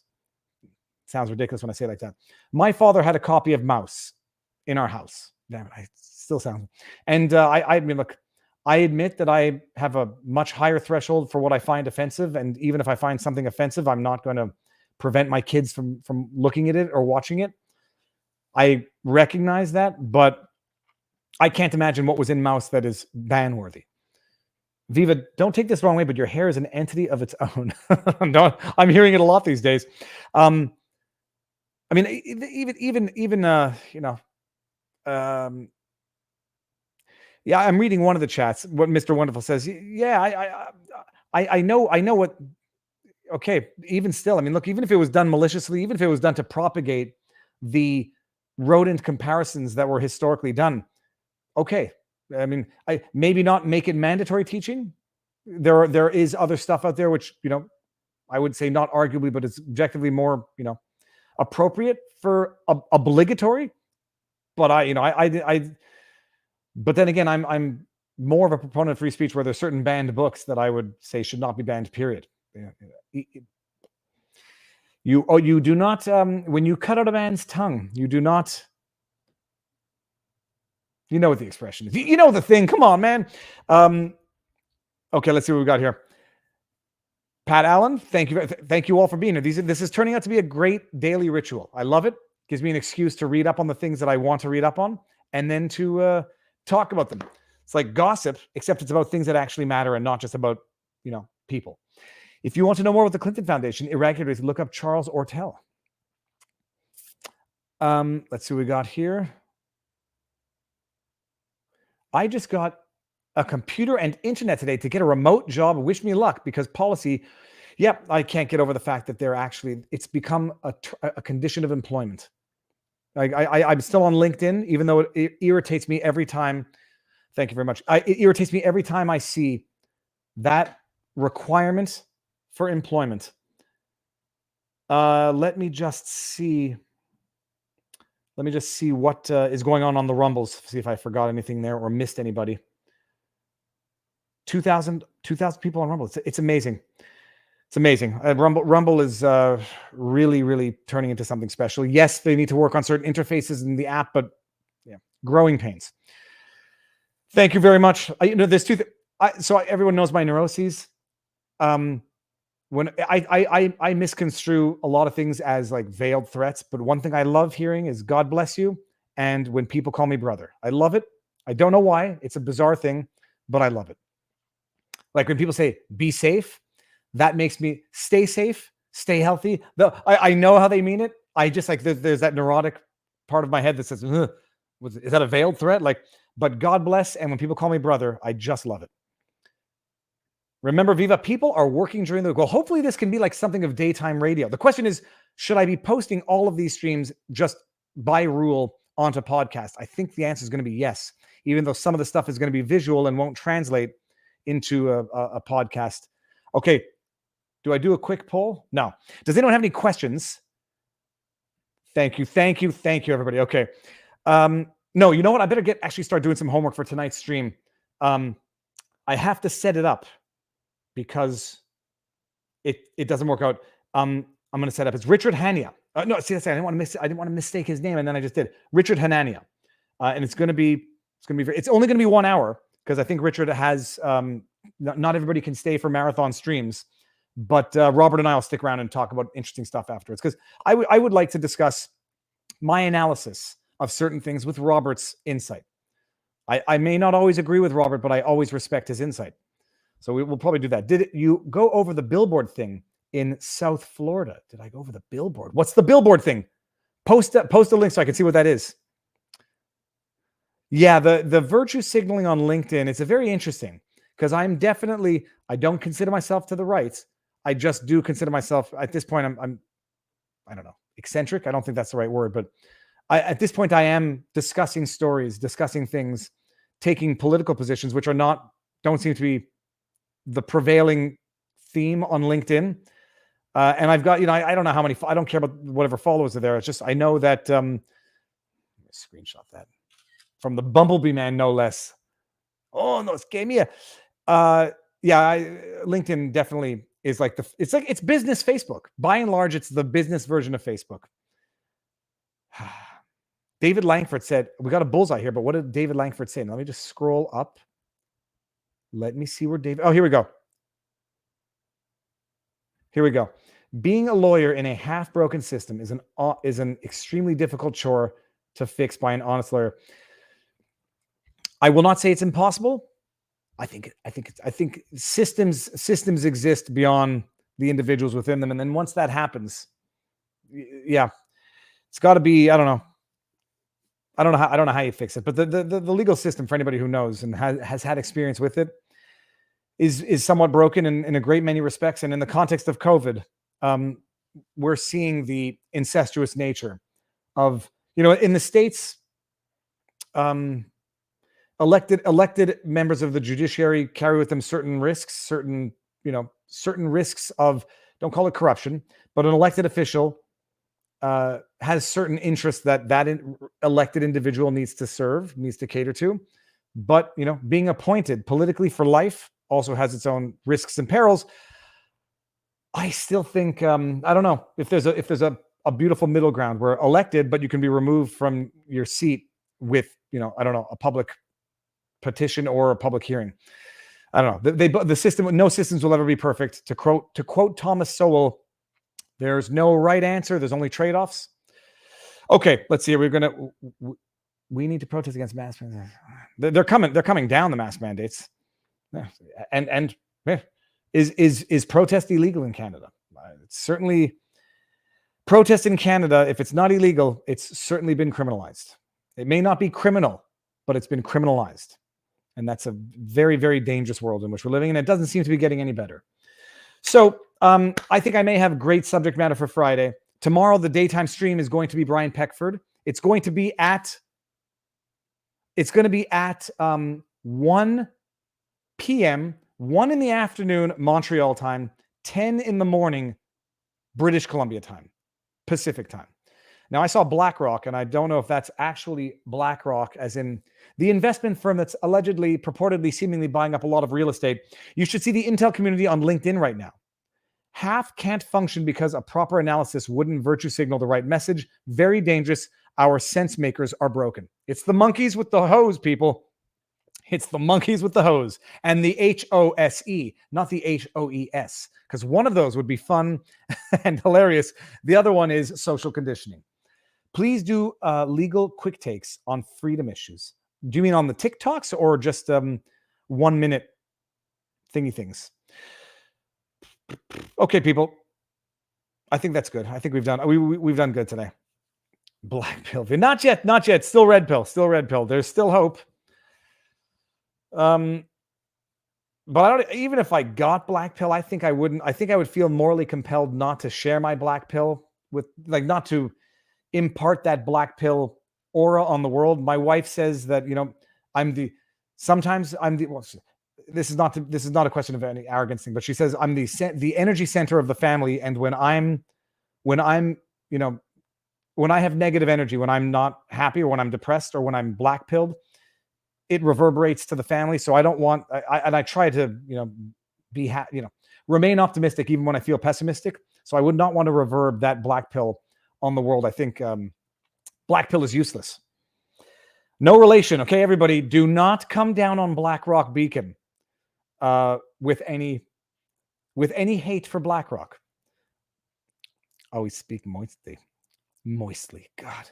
Oh, I put up a nice montage of Trudeau on Viva clips for the stuff that doesn't have a place on this channel.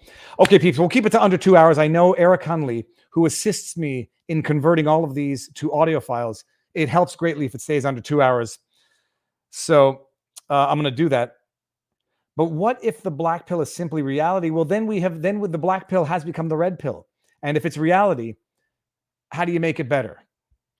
Because I mean, the fact that life is cycles, there are ups and there are downs, on short time frame, on long time frame, on the historical time frame. Naval on Twitter, and this is another one where I don't know if I missed the literal nature of the tweet, said, "Tomorrow will be no better than today. What do you do now?" I think it was, "What do you do now?" And I said, well, if tomorrow is going to be no better than today, you'd better work on today. You better work on making today better, so that tomorrow may not be better than today, but if you made today better, tomorrow's going to be better by extension. Now, I don't know if that was the actual point of his tweet or its tweet. I don't know what Naval is. I don't know what the Naval account is. I don't know if it's an individual, a group, an entity, a corporation. But yeah, so I don't know if that was the purpose of Naval's tweet. Tomorrow will be no better than today.